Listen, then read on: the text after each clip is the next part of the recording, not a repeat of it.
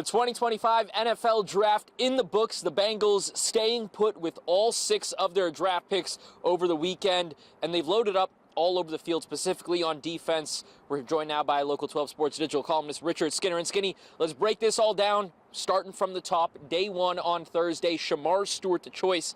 Let's get your reaction. What did you think about that pick? Yeah, I mean, edge seemed to be in play, right? And who knows if Michael Williams would have fallen there if he'd have been the guy. Shemar Stewart is the classic boomer bust guy, right? I mean, the traits are just off the charts. The athleticism is off the charts. If you put tape on of him, and I didn't tell you what his production level was, you'd go, oh my gosh, look at that. And then when I would tell you he had all of 4.5 sacks in 37 college games for what you saw, you go, oh my gosh. So they think that they can coach more out of him from a production standpoint. I think the other thing, there was conversation of trying to get a 3-technique pass rushing defensive tackle in this draft. They chose not to do it. They didn't have enough picks to probably do all the things they wanted to do. This guy can kick inside on pass downs. Joseph Ossai can kick inside in pass downs. You could, if Myles Murphy pans out, have a pass rush package of Myles Murphy, Trey Hendrickson on the ends, Joseph Ossai, Shemar Stewart inside. Shemar did do some of that at Texas A&M, and while, again, it's a boomer bust pick that was very, very polarizing for the fan base, probably more so towards the negative side, there is upside, and again, there is position versatility with this guy. I'm fascinated to see how this turns out because, listen, they have not earned the benefit of the doubt for picks like this. They just haven't. Myles Murphy was a traits over production guy. To this point, Myles Murphy hasn't panned out, but I just would say to fans, just let's see how this thing plays itself out. He's a terrific, terrific athlete. I'm interested to hear your perspective on where you stand on the traits and the great workout guy at the Combine. We see so many of those prospects come through every year versus the guys that do it on the field. I usually stand on the go on the field side, but then I kind of like this Shemar Stewart pick. I like it more than I did at the night of, and honestly, going into the draft, the stuff we did last week, he was the one guy I said I don't think they should take him because of the lack of production. Listen, if they are betting on Al Golden to change some things on this defense. They're betting on Al Golden and Jerry Montgomery to get more out of the defensive linemen. Let's see if they can, and this is a classic guy to see if they can with. And now as we go to day 2 of the draft, Al Golden got another defensive piece in Demetrius Knight, and then they went to the offensive side of the ball in a Dylan Fairchild in the 3rd round. Where do you stack those picks up? I know before the draft you said edge and then safety in the 2nd round. They go linebacker there in the 2nd. Yeah, and I remocked my draft on Friday morning just to do the 2nd and 3rd round, and I landed on Demetrius Knight as the 2nd round pick, and that doesn't make me a genius. It felt like a safe pick, that he can come in and compete for a starting spot. It's going to be a solid player. He's probably not where you want him to be in coverage yet. You guys did the sit-down interview with him. We did him in kind of a cluster as writers interview. Man, what an impressive dude. I mean, his backstory is incredible. This is a guy who in college, as a college player at Charlotte, he had a wife and a child. He had to go do DoorDash to make ends meet. I mean, he would do it after games. Just talking about how grateful he is for the opportunity. This guy, if he doesn't make it, it won't be because of lack of effort. I mean, you're going to get all you can from Demetrius Knight, and I like the pick. Again, I mocked him there in the 2nd round. He had a 3rd round grade from most. Zach Taylor said, right after the draft in his post wrap-up that they didn't want to wait to the 3rd round, that they felt like they had to get him, so he was a big one. And then Dylan Fairchild, he's impressive too. I mean, just talking to him, he comes off as you can tell this is a no-nonsense guy. Fun-loving to a degree, but a no-nonsense guy. Didn't have a great grade from NFL.com. Their grade was that he could eventually be an average starter. Okay, that's fine. That's a grade for now, but he's got a lot of traits. Played in a great program at Georgia. They churn out NFL guy after NFL guy, as we all know. I bet on both of these guys making impacts and making impacts maybe right away. I could see opening day Dylan Fairchild starting at left guard and Demetrius Knight maybe not starting over Oren Burks, or we get to the 4th round pick as well, another linebacker, but he'll be in that mix of the rotation for sure. And both of those guys, sitting down with them, and we both spoke with both of them, I love the character of both of them. Demetrius Knight, the family values, and then you have the Dylan Fairchild with his just winning at Georgia, playing big boy football over there in the SEC. Now let's go day 3. This just wrapped up on Saturday. Bengals go linebacker again in the 4th, and then offensive tackle, running back. What did you think about these later rounds and the approach there? Yeah, I think he was a little bit surprised. I went Barrett Carter, the linebacker from Clemson. I mocked him earlier about this round of the draft, so I liked a lot of things about him. Again, high character guy. I mean, they went back to the captain's route. Some of us joked afterwards, this is the 2020 draft 2.0, where they went captains and character. They kind of got away from that a little bit in the last couple of years, where they took a swing with some guys with some red flags, and they chose not to do that this year.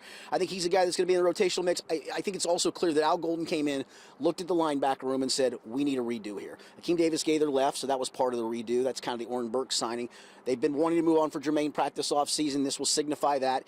And Logan Wilson will start, but Logan Wilson's played all games in a season once in his career. He's missed games each season. No knock, it just is what it is. You better have somebody able to step in and play, and I think they've got 2 rookies that will certainly be in the mix. Then, when you look at the 5th round, Dylan Rivers is a versatile guy. He started about 16 games, I believe, at left guard over 2 years at Miami of Florida, then started 16 to 18 games at left tackle over his last 2 years. There is some injury concern with him, but the position versatility is big.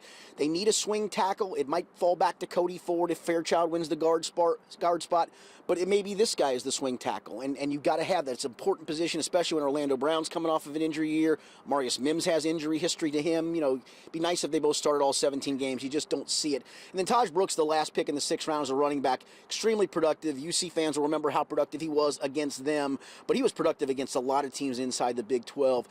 Listen, running backs anymore, they seem like you can find them at every level of the draft. And there are a lot of these guys this year, 4th, 5th, 6th round, that I think are going to make impacts for their team.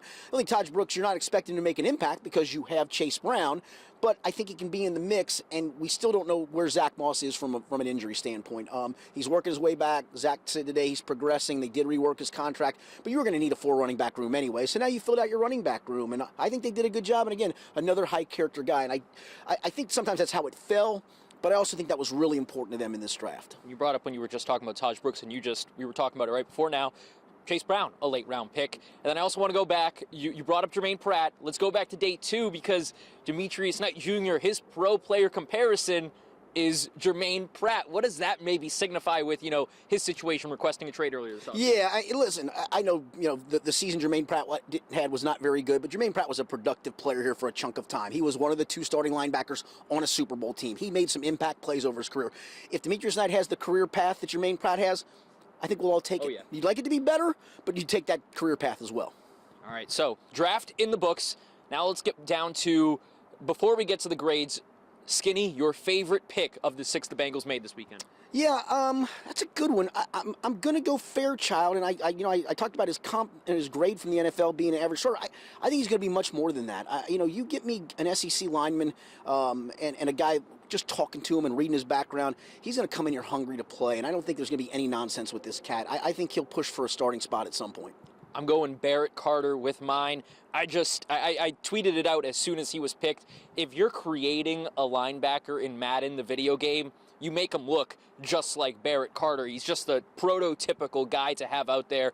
Still love the Demetrius Knight pick, but that's mine. Was there any of the 6 picks that surprised you, caught you off guard? I don't think it's any of the 6 picks. I think it caught me off guard that they didn't take safety. And I asked Zach after the draft, are you going to look veteran free agent? He kind of mumbled his way through it, and I think that's probably what they're going to have to do. I know they brought a free agent safety in for a top 30 visit, J.J. Roberts from Marshall. If he slips through the rest of the draft, they'll probably get him as an undrafted free agent. I would suspect they target him. But, again, I think they have to go that veteran safety route.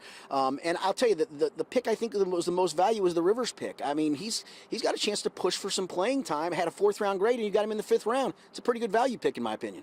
I know it's just right now, but you look at all 6 of these guys, and I can see all of them being productive in their time here as Bengals. For me, I think my surprise would be the Shamar Stewart in the 1st round, just because I thought it was Mykel Williams, like you said, or Jahad Campbell, and he was on the board, and then he fell all the way down to the Philly at 31. That doesn't make me too comfortable knowing that he'll be with that defense in Philadelphia. Skinny, your final grade for this draft? Yeah, I'll give it a solid B. And listen, 6 picks, you'd like to have had an extra pick or 2. They talked about they took phone calls to get an extra pick or 2. Chose to stand pat, as you mentioned before, with the 6 picks. I'll give it a good solid B. I think just the safety one just has me just a little befuddled, and doubling up at linebacker as well. I get it, but B is where I'd stand on this. My grade probably might be a little inflated just because of where I stand on Barrett Carter. I think I gave that pick an A+ when they picked him. So I'm at B+ overall, maybe a little overinflated, maybe too much love for Barrett Carter from me, but excited to see them all come out on the field. Rookie minicamp just a couple weeks away. It's almost football season, Skinny. Almost football season. We got through draft season. Let's get into football season now.